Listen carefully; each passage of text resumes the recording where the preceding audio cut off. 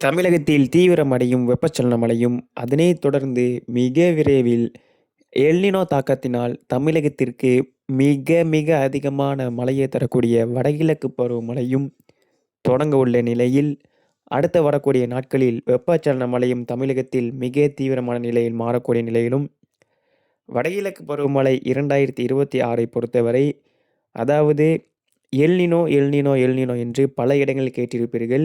வெயிலின் தாக்கம் அதிகமாக இருக்கும். உண்மைதான்.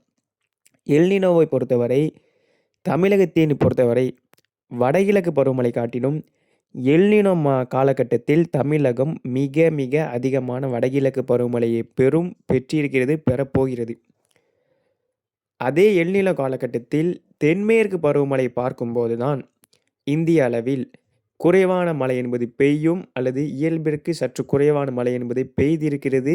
இந்த ஆண்டும் அதே தான் நடக்கிறது. இந்த ஆண்டு அதே தான் நடக்கும் என்றும் கணித்திருந்தோம். ஆனால் வடகிழக்கு பருவமழை பொறுத்தவரை அப்படி கிடையாது. எல்நிலோ ஆண்டுகளிலும் தமிழகத்தில் வடகிழக்கு பருவமழை காலகட்டத்தில் வெள்ளப்பெருக்கை தரும் அளவிற்கு மழை என்பது எல்நிலோ ஆண்டுகளில் தான் பதிவாகியுள்ளது என்பதை நாம் அனைவரும் அறிந்திருக்க வேண்டும், தெரிந்திருக்க வேண்டும். இந்த ஆண்டும் அதற்கேற்றாற்போல் மழை என்பது உள்ளது.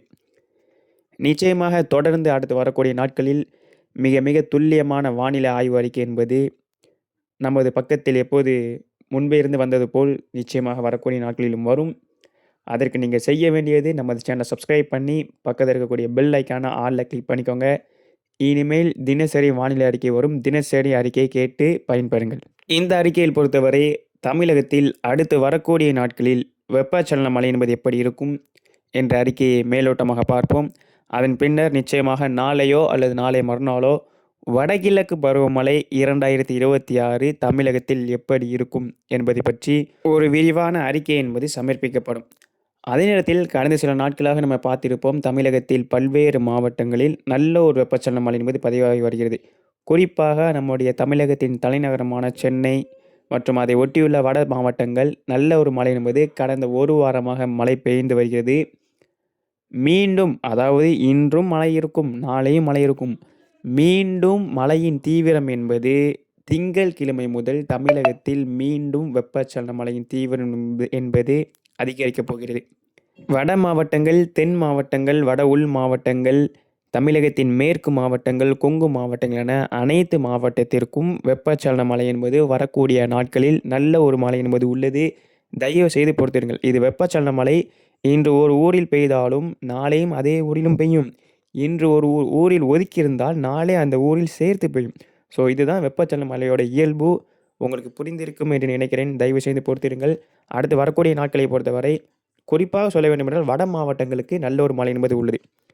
இன்னும் குறிப்பாக சொல்ல வேண்டுமென்றால் நாகப்பட்டினம், காரைக்காலுக்கு வடக்கே சென்னை, திருவள்ளூர், காஞ்சிபுரம், செங்கல்பட்டு உள்ளிட்ட வட மாவட்டங்கள் மற்றும் அதனை ஒட்டிய பாண்டிச்சேரி, விழுப்புரம், கடலூர் உள்ளிட்ட மாவட்டங்களுக்கு, கடலோரம் ஒட்டியுள்ள மாவட்டங்களுக்கும் நல்ல ஒரு வெப்பச்சலன மழை என்பது வட மாவட்டங்களுக்கு உள்ளது. சார், அப்போ தென் மாவட்டங்களுக்கு இல்லையா, மற்ற மாவட்டங்களுக்கு இல்லையா, டெல்டா மாவட்டங்களுக்கு இல்லையா என்று கேட்டால் உங்களுக்கும் உள்ளது. நன்றாக புரிந்து கொள்ளுங்கள். ஆகஸ்ட் மாதம் இறுதியில் வந்துவிட்டோம். ஆல்மோஸ்ட் இன்று தேதி ஆகஸ்ட் 15ஆம் தேதி ஆகியது. அடுத்து வரக்கூடிய 15 நாட்களுக்கும் மிக சிறப்பான மழை, காற்று பகுதிக்கும் ஓரிரு நாட்கள் மழை பெய்யக்கூடிய அளவிற்கு அமைப்பு என்பது உள்ளது. எனவே அதில் எந்த ஒரு மாற்று கருத்தும் கிடையாது. காற்று பகுதிக்கே ஓரிரு நாட்கள் மழை இருக்கிறது என்றால் இந்த காலகட்டத்தில் மற்ற பகுதிகளுக்கும் மிக அருமையான மழை என்பது உள்ளது.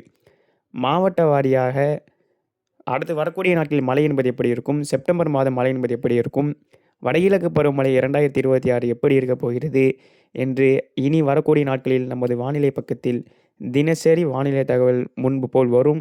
அதற்கு சப்ஸ்கிரைப் பண்ணி இணைந்திருங்கள். துல்லியமான வானிலை அறிக்கைக்கு தொடர்ந்து இணைந்திருங்கள். நன்றி.